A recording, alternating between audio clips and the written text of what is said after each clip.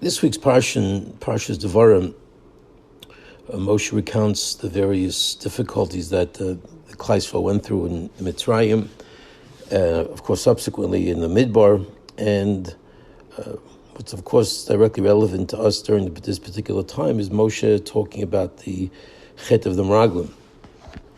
And he says, "V'teirognu bo'lechem." He says to them that "V'teirognu." What does Rashi say Vateragnu means? Lashon hara. V'chein divrei nargon. Adam ha'motzia diba. You spoke Lashon hara about Eretz Yisrael. You didn't trust in HaKadosh Baruch Hu. And you said Vatomru, an incredible statement, really a mind-boggling statement. Vatomru b'sinas Hashem ha'isanu ha'utzionu me'eretz Yisrael. Ha'seis ha'sanu b'yad ha'mayri lashmedenu. It was that HaKadosh Baruch Hu hated us. He took us out of Mitzrayim not to preserve us and to elevate us and to bring us into Eretz Yisrael, but to ultimately die at the hands of the Amori. That was the vision that Klal Yisrael had just inexplicably at that time. And a couple of things that really jump out. Number one is that while the fundamental affairs seem to have been not trusting in HaKadosh Baruch Hu, here the entire purpose of Yetzias Mitzrayim was to bring us into Eretz Yisrael. And here, the Aveir is Vaterognu bo'lechem, Lashon hara. That's what you speak about. Why don't you focus on the fundamental Aveir of the lack of bitachon, the lack of amunah, the lack of hakaras hatov, and the lack of the fundamental responsibility to believe that HaKadosh Baruch Hu is Hakol Yachol. He can do it all. What do you mean he can't do it? And yet Lashon hara seems to be at the center of the Aveir. An incredible reminder for us in terms of how severe this Aveir of Lashon hara is, the idea of the power of the mouth, the power of speech, and that almost dominates all other types of iniquities that we might be suffering from. If we were able to control what comes out of our mouth, that so much would seem to be a remedy for our overall spiritual state. And if we can't control the Lashon hara, that seems to be the most Rahman al-San, the most indicting aspect of where we could be. Great motivator to focus and to work on the purity of the mouth.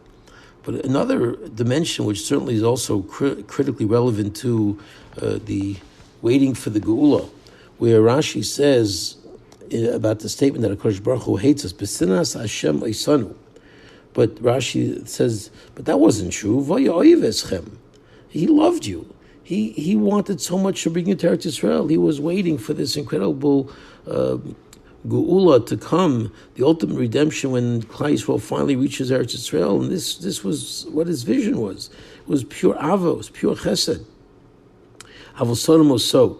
But you didn't love HaKadosh Baruch Hu. You hated HaKadosh Baruch Hu. And it compares the example of Mashal Hedjit. Basically, you project your feelings onto the other person, and in this case, onto HaKadosh Baruch Hu. So, how critical it is if we have a natural state of emotions where we project our feelings onto HaKadosh Baruch Hu. And here, one of the fundamental aspects of Geula is it's a peace of Yeshua. This longing for Geula. HaKadosh Baruch Hu, we know that it's so much of the Geula Shlema depends on our emotions and our feelings and our belief in the Geula Shlema. If somehow we feel not worthy, if we feel, HaKadosh Baruch Hu doesn't really love us, look at us, look how bad we are, look how bad I am, and therefore I'm not deserving of the Geula. So that by definition projects a certain an emotion when you have a feeling of inadequacy, then and as a result you feel HaKadosh Baruch Hu hates you. So that's a devastating thought, because if you're not working on your Avos Hashem, you don't recognize how great HaKadosh Baruch Hu is, how much He loves you, and therefore how much you should love Him. What's going to happen is that there's not going to be a real recognition that the Geula could come, because HaKadosh Baruch Hu hates us. Now, it's crazy. I mean, exactly what Rashi means, that you hated HaKadosh Baruch Hu. Somehow I assume it means that basically you lack the true Avos Hashem, you lack the ability to appreciate all the goodness.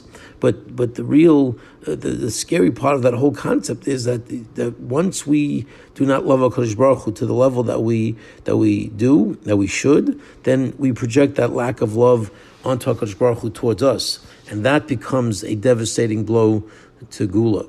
So it's something that we have to work on. This idea of Avas Hashem, of recognizing unconditional love, no matter where we are, no matter what we've done. We know HaKadosh Baruch Hu loves us. We have to drive that home, and that will foster the love that we have for HaKadosh Baruch Hu, that will allow us to believe HaKadosh Baruch Hu loves us.